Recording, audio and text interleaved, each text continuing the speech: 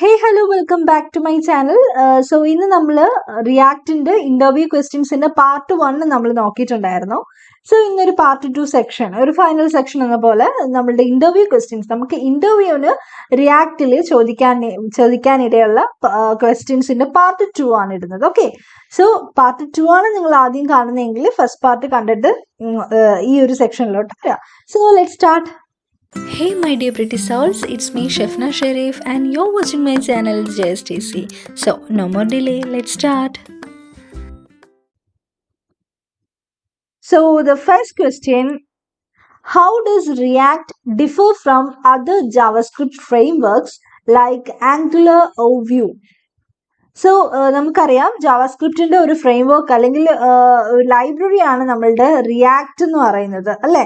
അപ്പം ജാവാസ്ക്രിപ്റ്റിന്റെ മറ്റ് ഫ്രെയിംവർക്ക്സ് ആയ ആംഗുലർ, വ്യൂ ഒക്കെ ആയിട്ട് എന്താണ് റിയാക്ടിനുള്ള ഡിഫറൻസ് എന്ന് ചോദിക്കുകയാണെങ്കിൽ, react differs from other frameworks like Angular or Vue.js in its approach to building user interfaces. നമുക്കറിയാം നമ്മൾ റിയാക്ട് എന്തിനു വേണ്ടിയിട്ടാണ്? റിയാക്ട് എന്ന് പറയുമ്പോൾ നമുക്ക് നമ്മളുടെ UIസിന് ഇന്ററാക്റ്റീവ് ആയിട്ടുള്ള യൂസർ ഇന്റർഫേസസിനെ ബിൽഡ് ചെയ്യാൻ വേണ്ടിയിട്ടാണ് നമ്മൾ റിയാക്ട് ഡെവലപ്പ് ചെയ്തിരിക്കുന്നത്. ആൻഡ് ആംഗുലറും വ്യൂവും പോലെയല്ല, റിയാക്ടിന് അതിൻ്റെതായ ഒരു പർട്ടിക്കുലർ ആയിട്ടുള്ള ഒരു അല്ലെങ്കിൽ ഒരു ഡിഫറെന്റ് ആയിട്ടുള്ള ഒരു അപ്രോച്ച് ആണ് ഉള്ളത്. അതായത് യൂസർ ഇന്റർഫേസസിനെ ക്രിയേറ്റ് ചെയ്യാൻ വേണ്ടിയിട്ട് ഒരു ഡിഫറെന്റ് അപ്രോച്ച് ആണ് റിയാക്ട് ഫോളോ ചെയ്യുന്നത്. ആൻഡ് റിയാക്ട് എന്ന് പറയുന്നത് ഒരു കമ്പോണന്റ് ബേസ്ഡ് ആർക്കിടെക്ചർ ആണ് ഫോളോ ചെയ്യുന്നത്.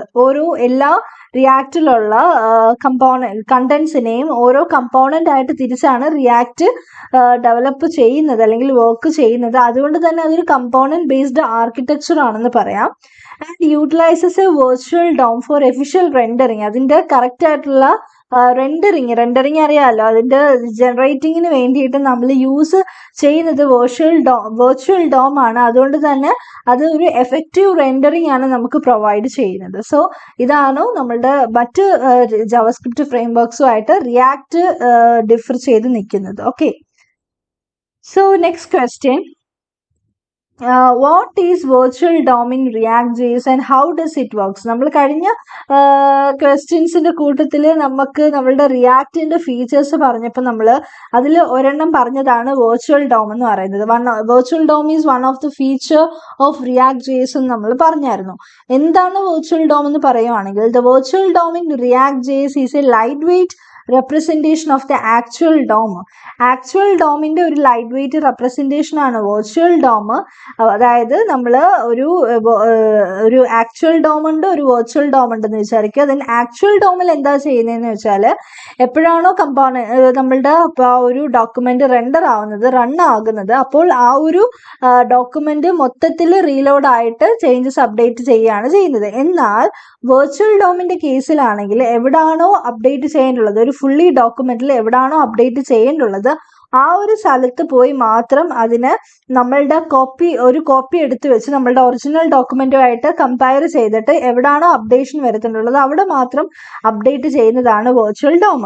സോ അതുകൊണ്ട് തന്നെ React uses it to efficiently update the UI by comparing the virtual DOM with the real DOM and only making the necessary changes. ആ ഒരു നെസസറി ചേഞ്ചസ് മാത്രമേ വരുത്തത്തുള്ളൂ. അതുകൊണ്ട് തന്നെ അത് വളരെ ഒരു one of the important feature ആണ് React.jsന്റെ എന്ന് പറയാം.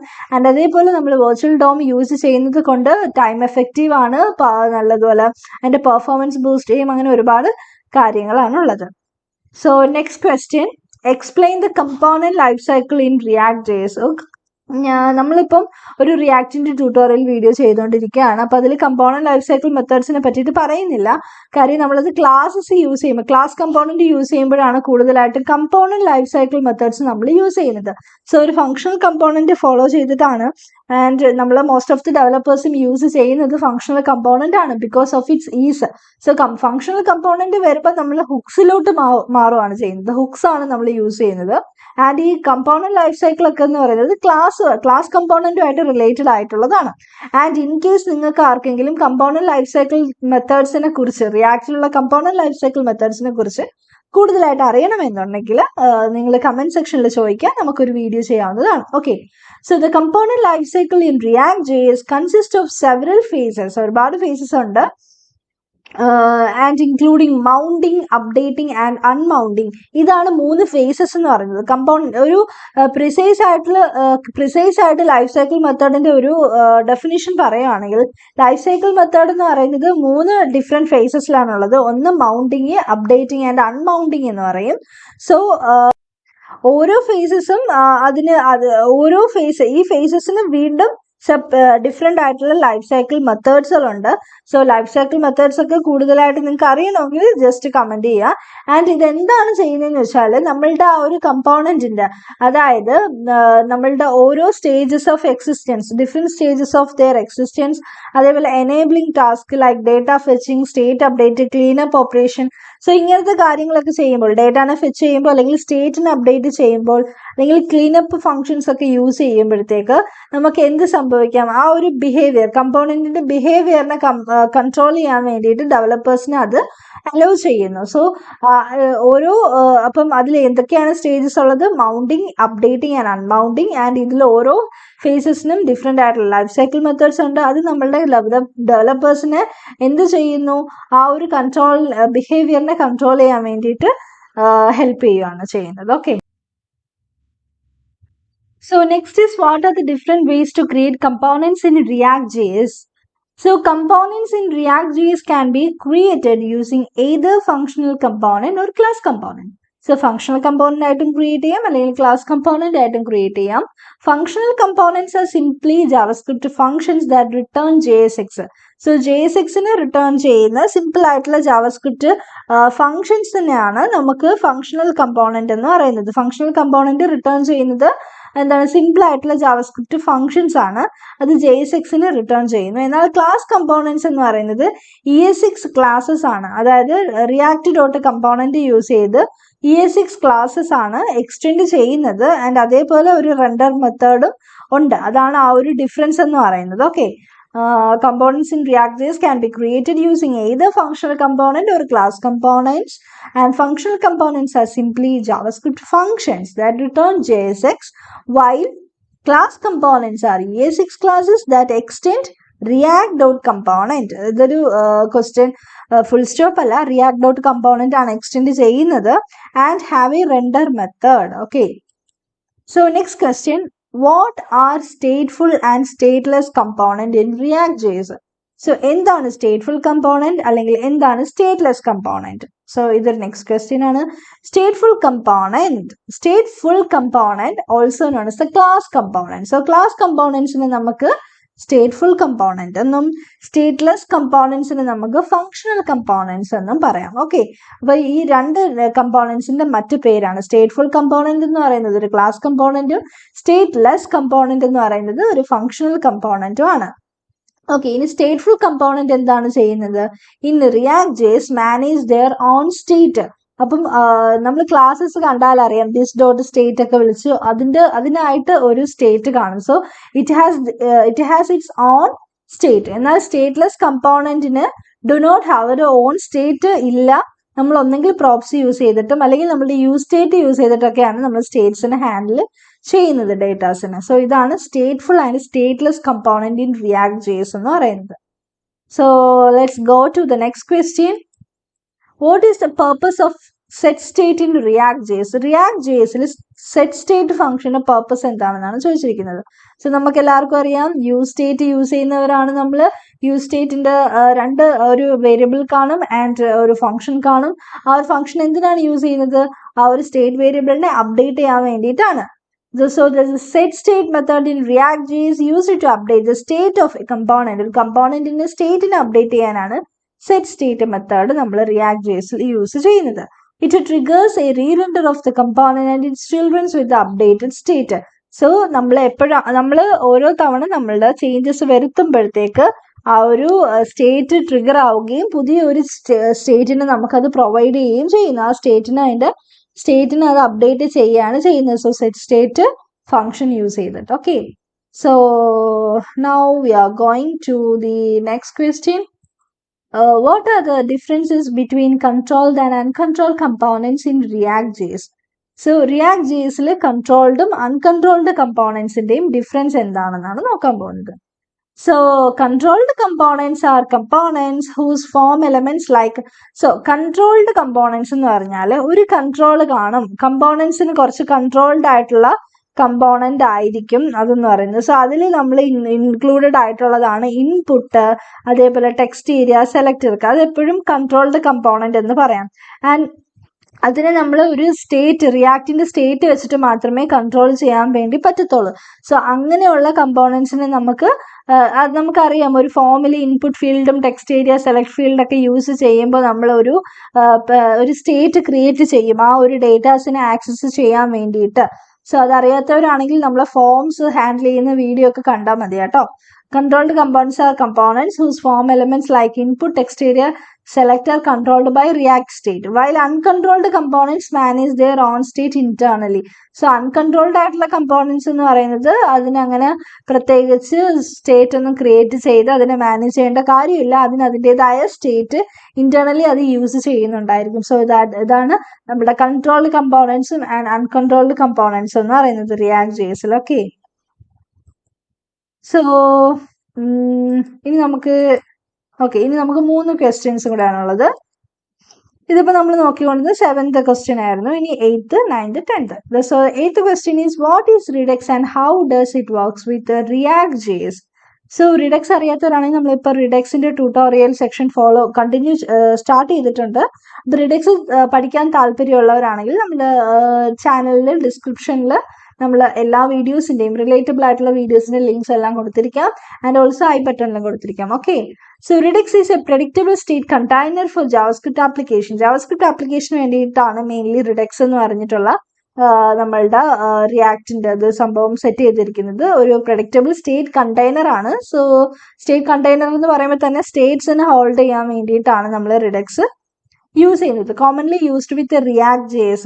കോമൺ ആയിട്ടും അതൊരു ജാവാസ്ക്രിപ്റ്റ് ആപ്ലിക്കേഷൻസിന് വേണ്ടിയിട്ടുള്ളതാണെങ്കിലും കോമൺലി എല്ലാവരും യൂസ് ചെയ്യുന്നത് റിയാക്ട് JSന്റെ കൂടെ ആണ്. അതുകൊണ്ട് തന്നെ എല്ലാവരും പറയുന്നത് റിയാക്ട് JSന്റെ കൂടെ മാത്രമാണ് റിഡക്സ് യൂസ് ചെയ്യാവുന്നതെന്നൊക്കെയാണ്. അങ്ങനെയല്ല, നമുക്ക് ജാവാസ്ക്രിപ്റ്റ് ആപ്ലിക്കേഷൻസിന്റെ എല്ലാത്തിൻ്റെ കൂടെ റിഡക്സ് യൂസ് ചെയ്യാം. പക്ഷെ നമ്മൾ റിയാക്ട് JSന്റെ കൂടാണ് മോസ്റ്റ് കോമൺലി നമ്മൾ യൂസ് ചെയ്യുന്നത്. ഇതെന്തിനാന്ന് വെച്ചാൽ to manage application state in a centralised store. അപ്പൊ നമ്മൾ പേര് പോലെ തന്നെ സ്റ്റേറ്റ് കണ്ടെയ്നർ എന്ന് പറഞ്ഞ പേര് പോലെ തന്നെ നമ്മൾ ആപ്ലിക്കേഷൻ സ്റ്റേറ്റിനെ മാനേജ് ചെയ്യാൻ വേണ്ടിയിട്ടാണ് നമ്മൾ റിഡക്സ് യൂസ് ചെയ്യുന്നത്. And it helps manage complex state logic and enables predictable state updates. So നമ്മളുടെ കോംപ്ലക്സ് ആയിട്ടുള്ള സ്റ്റേറ്റിന്റെ ലോജിക്കിനെ മാനേജ് ചെയ്യുന്നു, അതേപോലെ പ്രെഡിക്റ്റബിൾ ആയിട്ടുള്ള സ്റ്റേറ്റ് അപ്ഡേറ്റ്സിനെ നമുക്ക് ഇനേബിൾ ചെയ്യുന്നു. So this is what is Redux and how does it works with React JS. So റിഡക്സിനെ പറ്റിയിട്ട് കൂടുതൽ അറിയണമെങ്കിൽ നമ്മൾ ചാനൽ വിസിറ്റ് ചെയ്യാൻ മതി കേട്ടോ. So now we are moving to the next question.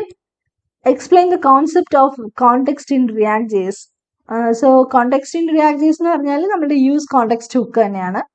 So എന്താണ് കോണ്ടെക്സ്റ്റ് എന്ന് പറഞ്ഞാൽ context in react JS is a way to share data between components without having to pass props manually at entry level of the component tree. So ഇങ്ങനെ പറഞ്ഞപ്പോൾ നിങ്ങൾക്ക് മനസ്സിലായി കാണത്തില്ല. അതായത് നമ്മൾ സാധാരണഗതിയിൽ ആദ്യം നമ്മൾ പ്രോപ്സ് ആയിരുന്നു യൂസ് ചെയ്യുന്നത്. നമ്മൾ ഒരു കമ്പോണന്റിൽ നിന്നും മറ്റൊരു കമ്പോണന്റിലോട്ട് ഡേറ്റാസിനെ പാസ് ചെയ്യണമെങ്കിൽ നമുക്ക്, അല്ലെങ്കിൽ ഒരു പേരന്റ് കമ്പോണന്റിൽ നിന്നും ചൈൽഡ് കമ്പോണന്റിലോട്ട് ഡേറ്റാസിനെ പാസ് ചെയ്യണമെങ്കിൽ നമ്മൾ യൂസ് ചെയ്തുകൊണ്ടിരുന്നത് പ്രോപ്സ് ആയിരുന്നു. സോ പ്രോപ്സ് ആയിരുന്നു. പക്ഷെ നമ്മൾ സ്റ്റേറ്റ് യൂസ് ചെയ്യുന്നതാണ് വിത്തിൻ ദ കമ്പോണന്റിൽ മാത്രമേ ഡേറ്റാനെ അങ്ങോട്ടും ഇങ്ങോട്ടും ആക്സസ് ചെയ്യാൻ വേണ്ടിയിട്ട് പറ്റത്തുള്ളൂ. അല്ലാതെ നമുക്ക് ജനറലി യൂസ് ചെയ്യാൻ വേണ്ടിയിട്ട് പറ്റത്തില്ല.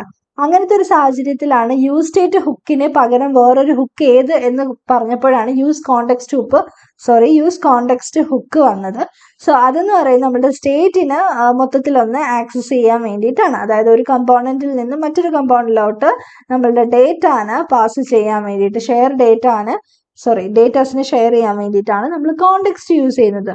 Without having to pass props manually at entry level of the component tree.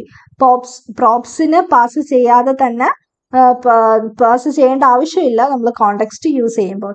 And it provides a way to pass data through the component tree without having to explicitly pass props down the tree. So പ്രോപ്സിന്റെ ആവശ്യം ഇവിടെ വരുന്നില്ല. പ്രോപ്സിനെ overcome ചെയ്യാൻ വേണ്ടിയിട്ടാണ് നമ്മൾ ഈ ഒരു context hook കൊണ്ടുവന്നിരിക്കുന്നത്. ആൻഡ് ഇറ്റ് ഈസ് പ്രോപ്സിനെ കാട്ടിയിട്ടും കുറച്ചും കൂടെ നമുക്ക് ഹെൽപ്ഫുൾ ആണ്. എന്തുകൊണ്ടാണ് ഹെൽപ്ഫുൾ എന്ന് പറയുമ്പോഴത്തേക്ക്, പ്രോപ്സ് എന്ന് പറയുമ്പോഴത്തേക്ക് നമ്മൾ കഴിഞ്ഞ ക്ലാസ്സിലൊക്കെ പറഞ്ഞതാണ്, നമുക്ക് ഒരു എന്താണ് 5 ചിൽഡ്രൻസ് ഉള്ള ഒരു മെയിൻ കമ്പോണന്റ് ആണെങ്കിൽ ആ ഒരു കമ്പോണന്റിൽ നിന്ന് ഏറ്റവും എൻഡിലുള്ള കമ്പോണന്റിലോട്ട് നമുക്കൊരു ഡേറ്റ പാസ് ചെയ്യണമെങ്കിൽ പ്രോബ്സ് വെച്ചിട്ടാണ് നമ്മൾ ചെയ്യുന്നതെങ്കിൽ ഓരോ കമ്പോണന്റ് വഴിയും നമുക്കതിന് എന്ത് ചെയ്യണം, യൂസ് ചെയ്ത് വന്നാലേ ഏറ്റവും ലാസ്റ്റിലത്തെ കമ്പോണന്റിൽ അതിനെ യൂസ് ചെയ്യാൻ വേണ്ടിയിട്ട് പറ്റത്തുള്ളൂ.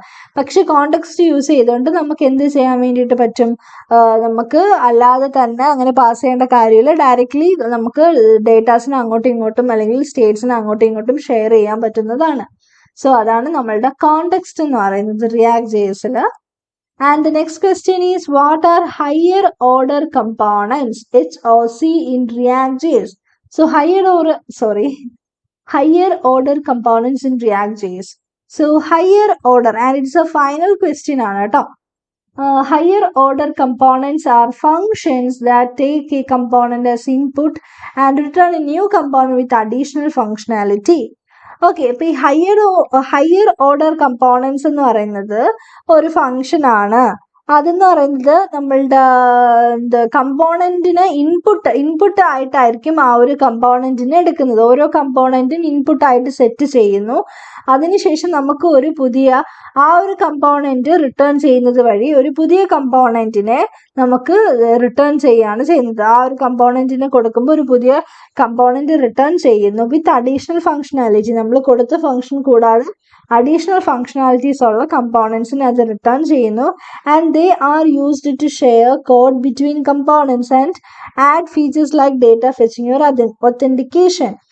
സോ നമുക്ക് അത് വെച്ചിട്ട് നമ്മളുടെ ഹയർ ഓർഡർ കമ്പോണൻസ് വെച്ചിട്ട് നമുക്ക് കമ്പോണന്റുകൾക്കിടയിൽ കോഡ്സ് ഷെയർ ചെയ്യാൻ വേണ്ടിയിട്ട് സാധിക്കുന്നു. ആൻഡ് അതേപോലെ ഡേറ്റ ഫെച്ചിങ്ങും ഒതന്റിക്കേഷനും ഒക്കെ ആ ഫീച്ചേഴ്സ് എല്ലാം നമുക്ക് അതിൻ്റെ കൂട്ടത്തിൽ ആഡ് ചെയ്ത് പോകാവുന്നതാണ്. സോ അതാണ് നമ്മളുടെ ഹയർ ഓർഡർ കമ്പോണൻസ് എന്ന് പറയുന്നത്.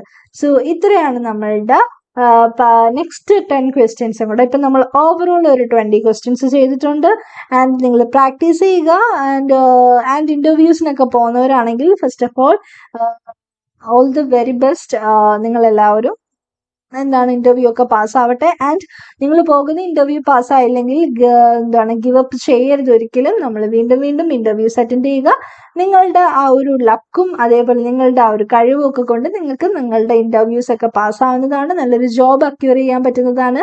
സോ നമ്മളുടെ അതിനു വേണ്ടിയിട്ട് എന്നാൽ കഴിയുന്ന സഹായം വേണമെന്നുണ്ടെങ്കിൽ സജസ്റ്റ് ചെയ്യുക, കമന്റ് ചെയ്യുക. ആൻഡ് ഓൾസോ നമ്മളുടെ ചാനൽ വിസിറ്റ് ചെയ്ത് കഴിഞ്ഞാൽ നമുക്കവിടെ ഡിസ്ക്രിപ്ഷൻ ബോക്സിൽ നമ്മളുമായിട്ട് ബന്ധപ്പെടാൻ വേണ്ടിയിട്ടുള്ള നമ്മളുടെ ഗ്രൂപ്പ്സും കാര്യങ്ങളുടെ ഒക്കെ ലിങ്ക് ഉണ്ട്.